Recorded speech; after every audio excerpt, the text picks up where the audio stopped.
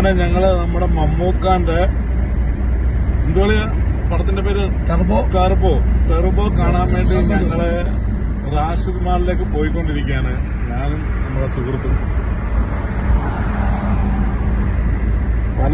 ഇന്ന് പടം റിലീസായി പല റിവ്യൂകളും കേട്ട് അതിന്റെ അടിസ്ഥാനത്തിലാണ് ഞങ്ങൾ ഈ പടം കാണാൻ വേണ്ടി പോയിക്കൊണ്ടിരിക്കുന്നത്. റാഷിദ് മാളിൽ എത്തിയതിനു ശേഷം ബാക്കി അഭിപ്രായങ്ങൾ പറയുന്നതായിരിക്കും. ഓക്കെ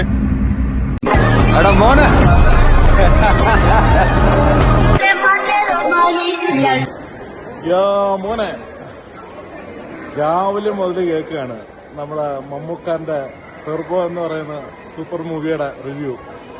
ഞങ്ങൾ റിലീസിന്റെ അന്ന് അത് കാണാൻ വേണ്ടി ആദ്യമായിട്ട് സൗദി അറേബ്യയിൽ റിലീസിന്റെ അന്ന് കാണാൻ എത്തിയിരിക്കുകയാണ് ഞങ്ങൾ.